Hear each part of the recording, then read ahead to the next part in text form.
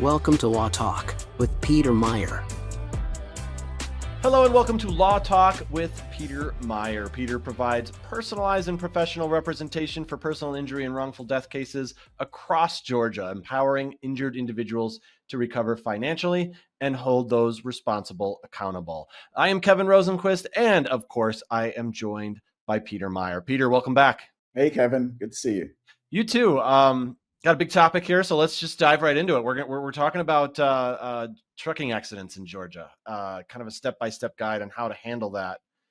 Obviously, these can be, really complex. To start off, can you walk us through the typical steps involved in a Georgia trucking accident case from the moment a client maybe walks through your door to the resolution? These cases are very complex. You hit the nail on the head there. There's so many issues, not only with trying to determine which party was at fault and what happened, and then and then hire the proper experts to prove that. So with trucking cases, the first step is who's responsible for this. You have a driver, you may have an owner of the truck, you may have the carrier, the common carrier. You might have the shipper, the party that actually loaded the truck, and they very frequently try to point to some equipment and say, this is the manufacturer's fault. It's not our fault. This brakes unit failed or whatever. So the very first thing is who's responsible or who's potentially responsible. So right off the bat in a trucking case, we have to do a thorough investigation of the facts and the parties, and that has to be done immediately.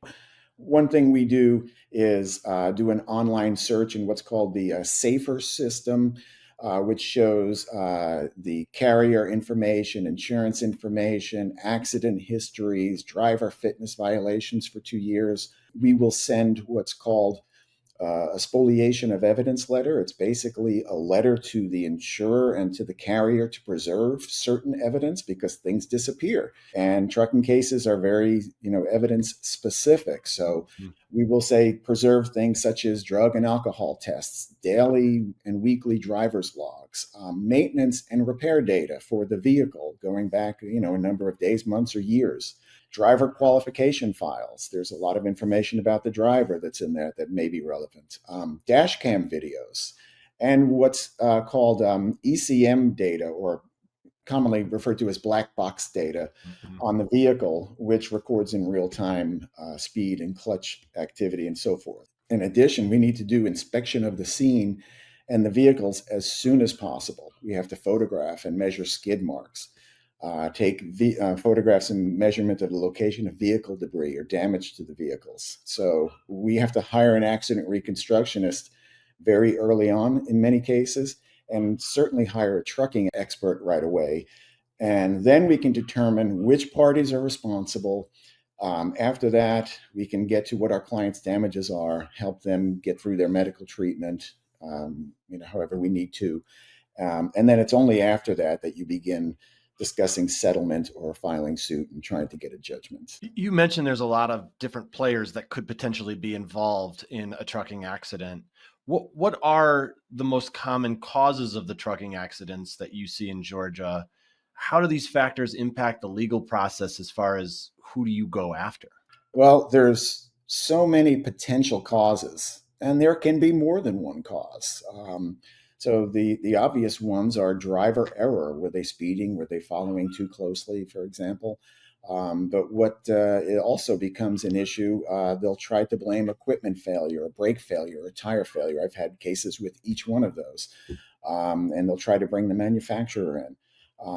So we have to look at things like that. And back to the driver, we have to say, well, was the driver distracted? Was he or she on the cell phone?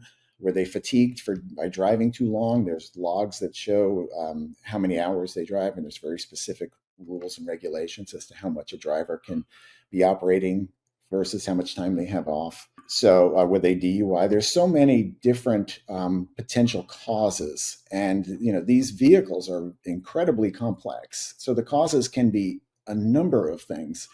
One guarantee is that the defendant or the trucking company will try to blame anybody else except for themselves.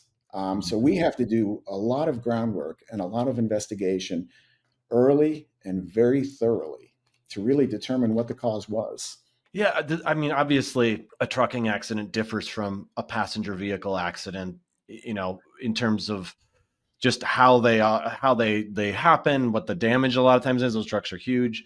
From a legal standpoint, what are the legal complexities and potential damages for trucking accidents that are different from a standard car accident? Well, the damages, are the same as a car accident as far as injuries or wrongful death or medical bills, lost wages, pain and suffering.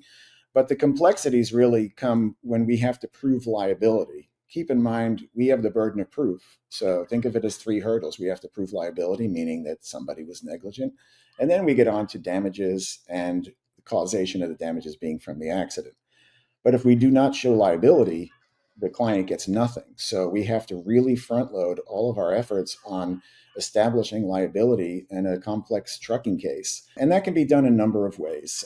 We investigate all of the accident facts, as well as the company's policies, and federal and state regulations, which govern the hiring, training, driving, maintenance, and repairs of a commercial vehicle.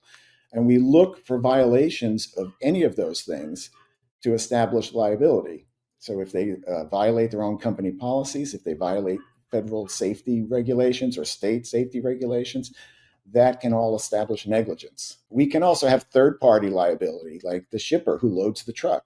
We had a case not that long ago where a truck essentially became imbalanced and tipped over on the highway, resulting in some really terrible injuries. Oh, man.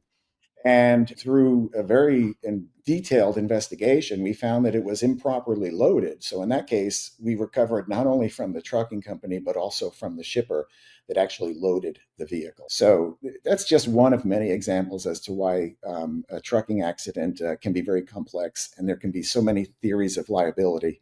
And you really need a firm that specializes in these cases because we have to do this work very early on. Yeah, that sounds like there's a lot more involved, obviously, or a heck of a lot involved. What types of evidence do you rely on to build a strong case in trucking accidents? Trucking cases are complex, and there's a lot of moving parts, like literally a lot of moving parts on these vehicles. We start with things like the driver. We look at the driver. What is this driver's history? Have they had any prior accidents? Have they had any prior incidents that were similar? Because that can show negligent hiring or retention on part of the trucking company.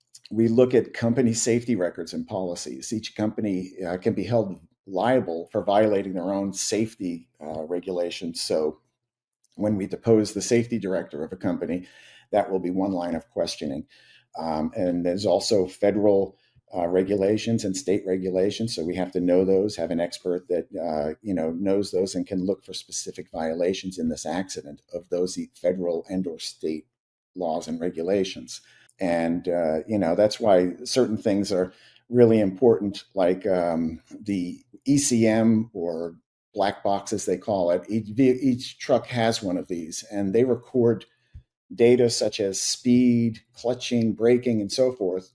And frequently, there'll be there's a rapid deceleration, like in an accident, it will, you'll have a screenshot or image of exactly what the truck was doing, exactly how the driver reacted, and that can really make your case. And that information has to be downloaded as soon as possible. We had a case where the truck jackknifed and crushed our client's vehicle against the guardrail. And they tried to blame some equipment failure without getting too technical. But our experts' review of the data downloaded from that truck showed that the driver error and his poor reaction to the traffic ahead of him and braking and clutching is what caused that accident. And if we hadn't requested that they preserve that and hired the right expert to download that, we never would have known, and they would have sent us on this wild goose chase after some manufacturer of some obscure part on the truck. Wow. Yeah, and there's other things that are important as far as evidence.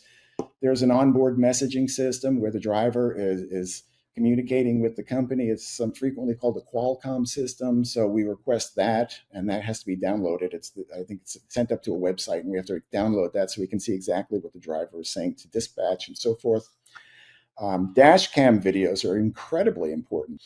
This records not only the road ahead, but it also has the driver. So they have a camera on the driver and they have a camera on the roadway. So we have to request all the dash cam videos, and now the new ones even have overlays. So you have the image of the driver, image of the truck, and then you'll have the speed and other data in real time, what's going on with the vehicle at that time. So we have to, request that we download that data that is preserved, and that can make or break your case. And I could go on, but there's also maintenance records, repair and maintenance records. We do that in every case because we want to see that they followed the rules and maintained the vehicle and inspected the vehicle. The driver has to inspect the vehicle before each trip and at the end of the day, and they have to, do certain maintenance and repair regularly. So, we will request that. So as you can see, there's just a complex amount of information and equipment that needs to be studied to win a trucking case. So an injured person or somebody who suffers a loss in a trucking accident needs to, as soon as possible, contact a law firm that specializes in these cases. We've talked in the past about how insurance companies are going to try to push back or settle really quickly. I would imagine that in trucking cases, that's the case as well, maybe even more so. Do they often try to settle quickly or push back against a claim? I wish they did. Trucking cases are like any other case. The insurance company will try to blame anyone else other than their driver. Mm-hmm. And trucking cases are certainly no exception. So what we have to do anytime we have one of these cases is we have to assume that it's not going to settle, assume we're going to end up in litigation, and do all of that work that needs to be done up front, because it's not usually the case that they just immediately write you a check for the value of your case. You have to prove to them that you have a winnable claim.